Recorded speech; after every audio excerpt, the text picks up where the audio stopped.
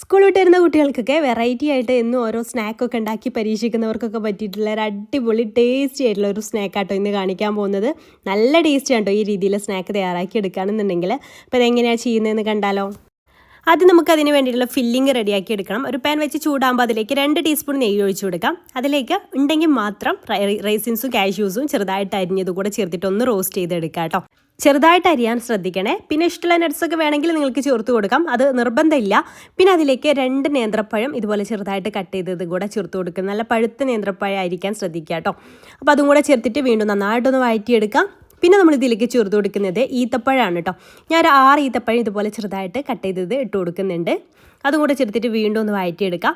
അപ്പോൾ നമ്മൾ മധുരത്തിന് വേണമെങ്കിൽ കുറച്ചുകൂടെ പഞ്ചസാര ചേർത്ത് കൊടുക്കാം. ഈ ഒരു ഈത്തപ്പഴത്തിൻ്റെ മധുരം തന്നെ അത്യാവശ്യം ഉണ്ടാവും. പിന്നെ അതിലേക്ക് ഒരു 1/2 കപ്പ് തേങ്ങ ചിരവിയത് കൂടെ ചേർത്ത് കൊടുക്കുന്നുണ്ട് കേട്ടോ. എന്നിട്ട് വീണ്ടും നന്നായിട്ടൊന്ന് മിക്സ് ചെയ്തെടുക്കുക. ഒരുപാട് അങ്ങ് റോസ്റ്റ് ചെയ്തെടുക്കേണ്ട ആവശ്യമില്ല കേട്ടോ. തേങ്ങയൊക്കെ ചേർത്തതിന് ശേഷം ഞാൻ മധുരം കുറച്ച് കുറവാന്ന് തോന്നിയപ്പോൾ 1 ടേബിൾ സ്പൂൺ പഞ്ചസാര മാത്രം ചേർത്ത് കൊടുത്തിട്ടുണ്ട്. എന്നിട്ട് ഇതുപോലെ നമുക്ക് പഴമൊക്കെ ഈ രീതിയിൽ ഉടഞ്ഞ് കിട്ടണം കേട്ടോ. ഈ രീതിയിലൊന്ന് ഉടച്ചെടുക്കുക.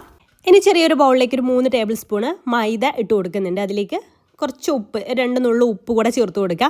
പിന്നെ കുറച്ച് വെള്ളം ചേർത്തിട്ട് നല്ല ലൂസ് ബാറ്റർ ആക്കിയിട്ട് കലക്കിയെടുക്കുക കേട്ടോ. അപ്പോൾ ഇതിന് പകരം നിങ്ങൾക്ക് ഒരു മുട്ട എടുത്തിട്ട് അതിലേക്കൊരു കുറച്ച് പാലും ചേർത്തിട്ട് മിക്സ് ചെയ്തെടുത്താലും മതി. അപ്പോൾ മുട്ട ഇഷ്ടമില്ലാത്തവർക്ക് ഈ രീതിയിൽ മൈദ വെച്ചിട്ട് ബാറ്റർ ഉണ്ടാക്കിയെടുത്താലും മതി കേട്ടോ. ഇനി നമുക്ക് വേണ്ടത് ബ്രെഡാണ്. ബ്രെഡ് ഇതുപോലെ ഒരു ബോട്ടിലിൻ്റെ അടപ്പ് വെച്ചിട്ട് ഇതുപോലെ ഒന്ന് കട്ട് ചെയ്തെടുക്കുക കേട്ടോ.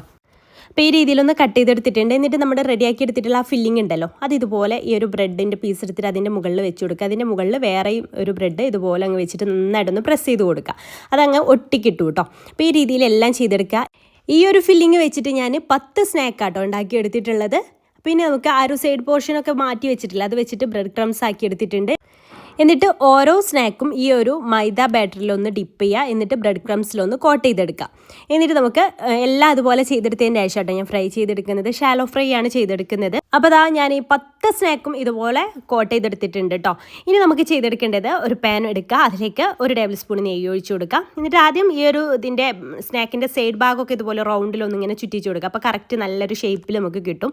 ഇതുപോലെ ഒന്ന് ചുറ്റിച്ചെടുത്തതിന് ശേഷം നമുക്ക് ഫ്രൈ ചെയ്തിടാം. ഷാലോ ഫ്രൈ ആണ് ചെയ്യുന്നത്, ഡീപ്പ് ഫ്രൈ ചെയ്യേണ്ട ആവശ്യമില്ല കേട്ടോ.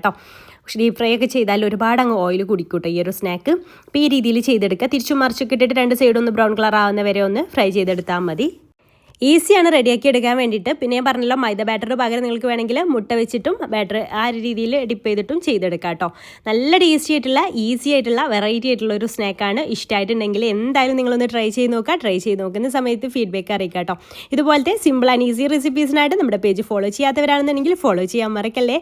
ഇൻഷാല്ലാ പുതിയൊരു നല്ല വീഡിയോ ആയിട്ട് നമുക്ക് വീണ്ടും കാണാം. അതുവരേക്കും ബൈ. താങ്ക്